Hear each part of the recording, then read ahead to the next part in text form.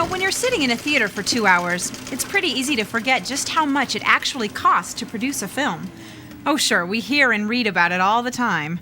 But to think that those millions of dollars, not to mention the endless hours of work by hundreds of artists and craftsmen, can be undermined by something as simple as this. It's kind of like having someone take a nail to your favorite irreplaceable photograph. Or better yet, a term paper that you've pored over for hours on end. It's your only copy, and just before you turn it in, your dog... Well, you know what dogs do. Ah, yes. Presentation is everything. Serves you right, though. That crack about a dog and all. But seriously, the point is well taken. As a projectionist, you're the last link in the creative chain. And it's really up to you to make sure that the director's vision is completely realized. The fate of how well a film is perceived to a large degree is dependent on how well you do your job. Remember, the whole idea behind motion pictures is to take us away from the ordinary, from the world as we normally see it. They can transport us to other neighborhoods and other cities, or other worlds and other galaxies. They allow us to suspend our disbelief, if only for a couple of hours. But all it takes to destroy these wonderful illusions and bring us back to reality is a scratched print, an out-of-focus picture, or a distorted or garbled sound. Hey, let's face it, in our business, probably more than any other, presentation is truly everything. You know, up until that film break, he really had me going. But he's absolutely right. Your job is an important part of creating the art of film. And our goal is not to tell you how to do that job, but rather to review some standard practices and maybe some new ideas and procedures to help you do your job more easily. And better.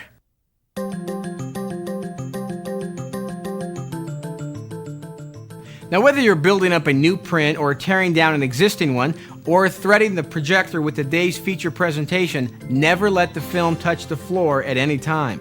As a projectionist, this is one of your golden rules. And remember, always wear white cotton gloves, much like these gloves, when inspecting the film.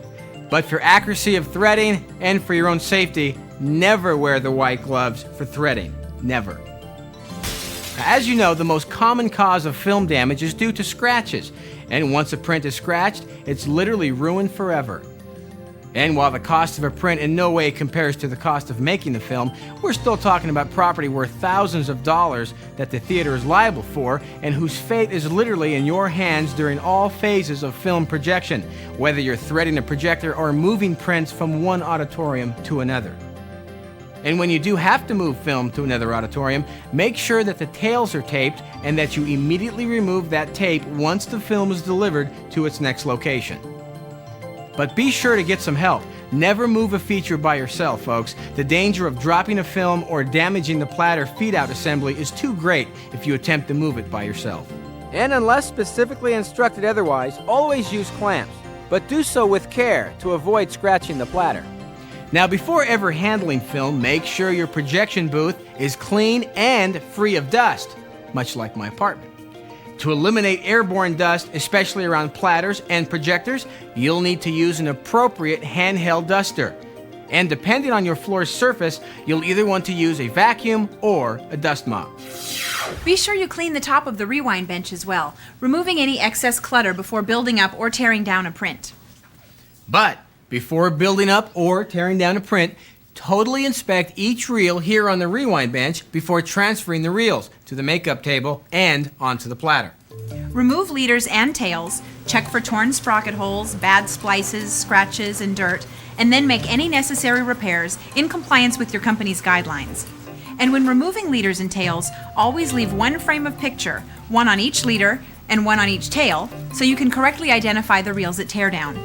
When you're setting the height of the makeup table, be sure the film stays on the edge. If the picture rubs on the platter, it'll result in diagonal scratches like these. And excessive platter speed on buildup and teardown can cause cinch mark scratches and cause the film to fly off the platter and across the room. Remember, pulling on the end of any loosely wound film will cause cinch mark scratches. When splicing all the reels together, they must be in order with heads up and all soundtracks on the same side.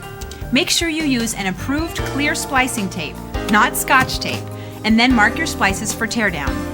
And the most acceptable way to mark splices is with a Sanford-type marking pen. Never use white shoe polish or any paint-type substance on splices or tails. These products will damage your prints and dirty your projector. Not only do they flake off during projection, but they adhere to the film and then show up as dirt on the screen. Then be sure to remove any old cue tapes still on the film and replace them with cues for your theater. Remember, old cue tapes that have not been removed are one of the major causes of automation problems. When labeling the film on the tail with tape and a marker, list the title, aspect ratio, and sound format. But again, never use white shoe polish or any paint-type substance on tails or splices. For teardown, again, set the height of the makeup table so the film stays on edge, and then as you wind it off the platter, remove your cue tapes. Before putting it back in the can for shipping, make sure you replace the leaders and tails on the correct reels and have the correct shipping band on the reel.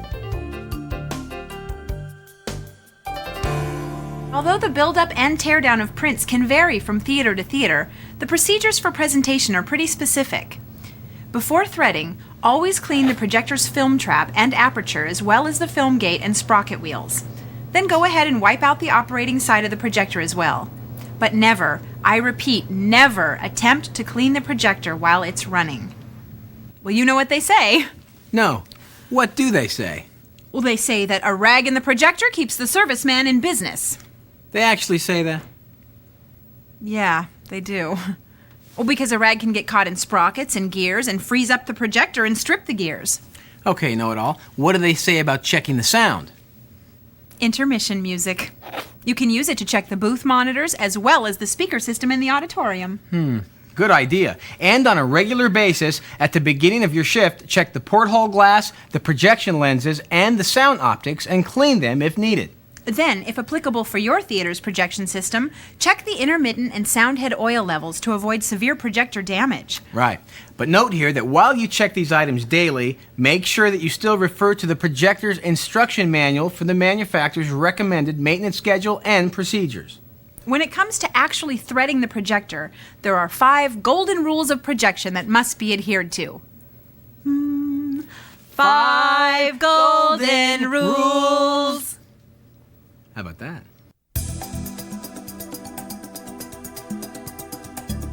First, lock the intermittent into the stop position by rotating the hand wheel or flywheel. Second, check the film's position as it's pulled into the projector. Note here that the framed picture of the film should be upside down. However, the numbers on the leader may or may not be upside down. Golden rule number 3. The analog soundtrack should always face toward you. Number 4. Never let the film touch the floor. The correct threading procedure is to first secure the film from the feed platter, then thread loosely around the film guidance rollers and back to the take-up platter, and then thread the projector. If you're using reels, the procedure is similar. But in either scenario, never let the film touch the floor. In those instances when this is not possible, use a clean laundry basket. To secure the tail of the film, use suction cups, magnets, or tuck the end, but never tape the end. Golden rule number 5. Always check your work by hand. And always thread 1 to 2 feet before your theater start position. Then, run your fingers over all the sprockets. You should be able to feel the sprocket's teeth poking through the film on both the inside and outside edges of the film. Then run the film down a few frames with the hand wheel just to make sure. If the film's not threaded correctly, you'll actually be able to hear the difference. This simple procedure will detect most threading errors and prevent most film breaks and show shutdowns. Then, check the framing as you run the film down to the correct point. But never use the motor for this purpose. Use the projector motor's hand wheel or flywheel. Next, make sure the film is properly passing over all the sprocket wheels and platter rollers. Now you're almost ready to start the show. But first double check all fail-safes and the film path.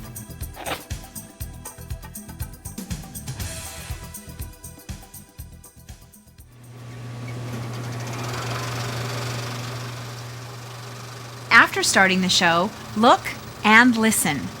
Before ever going on to start the next show, check the focus, the framing, and the picture's steadiness. Then make sure that the film is traveling properly over all platter rollers and through the projector. This is critical because improperly threaded film may run for 5 or 10 minutes before breaking and stopping the show. And be sure to check the light level as well. Both the changeover shutter and the lamp house dowser should be open all the way. Then, if necessary, correct the format, focus, masking, and sound. There should be no distortion, and the sound level may have to be set differently from show to show, depending on crowd size and other factors. Since all trailers are now made in stereo, they should be played in stereo format using stereo volume levels. Because focus and sound levels may vary from previews to feature, you'll want to make sure you repeat each of these steps just as soon as the feature begins. Then recheck them again every 15 to 30 minutes during the feature.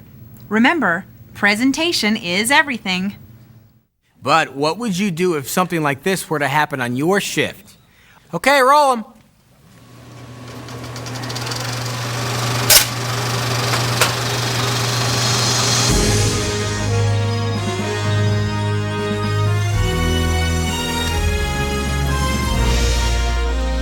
This is not a good sign.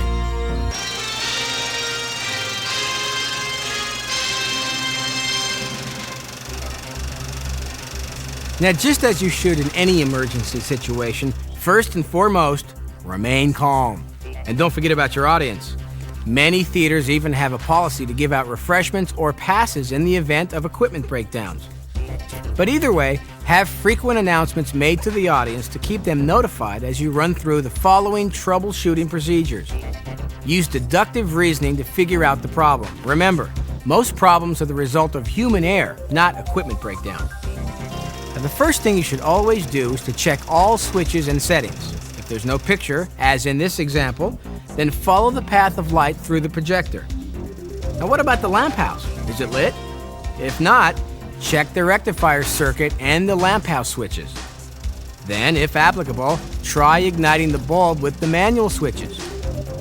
Also, check to make sure that the lamp house blowers and rectifier blowers are operating. If these cooling blowers stop, heat sensors will shut down the lamp house to prevent bulb or component damages. Now, be sure to check the air interlock switch in the lamp house as well. If you still have no light, check the dowser changeover shutter and the fire shutter to see if they are open. Then, check the lens cap covers. Hey, it's possible they were left on. And go ahead and check both sides of the lens to be sure. After all else has been checked, check the bulb. With xenon lamp houses, the general rule of thumb is, if it won't light, first try to ignite it again, and then, if necessary, install a new bulb. But first, make sure you're familiar with your company's policy and safety procedures before doing so. But remember, more often than not, most problems are the result of human error and not equipment breakdown.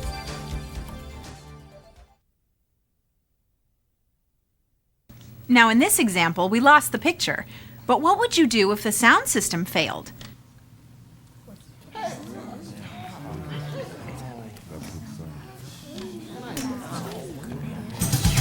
As I was saying, just as you followed the path of light through the projector, you'll need to follow the audio signal through the projector to the amps to the speakers. First, check the volume control. Is it set at the proper level? Remember, when checking the volume control, never turn it up all the way and leave it in that position, because if the sound were to suddenly come back on, you'd blow the speakers. Then, check to see if the exciter lamp or the infrared lamp is lit. Next, make sure the amplifier and the stereo processor are on. Then, check the auditorium to make sure the problem isn't just with the booth monitor. If necessary, switch to the emergency or backup system. But first, be sure to set the volume level accordingly. Then call the service technician to help you troubleshoot through the problem. And just as you would with a picture problem or a complete show shutdown, call from the booth phone and not from the lobby phone. Then be prepared to give a clear, detailed description of the problem using the correct terminology. In the event that the technician would need to call you back, keep the phone line open. Don't let it get tied up with other calls. This is extremely important, and it could mean the difference between being able to fix the problem quickly or losing the show. Now, in case the film stops mid-show, notify the manager. And remember, stay calm and use deductive reasoning to determine the source of the problem. First, check all fail-safes. If automation is causing the problem, then use the manual override switches to start the show. Next, check the film. Is it threaded properly through the failsafe? Then, check the platter. Is the film jammed? And what about the platter payout? Is the platter plugged in and the power on? Or is there a problem with the platter fuses or circuit breaker? Before pushing the start button, recheck all platter switches and threading. Make sure all fail-safes are engaged and advance the film a few feet with the hand wheel. Then, push the start button. Remember, as a projectionist, your job plays an important role in creating the art and illusion of film. And you should take it as seriously as the artists and craftsmen that were responsible for bringing it into your theater. Because as a projectionist, presentation is everything.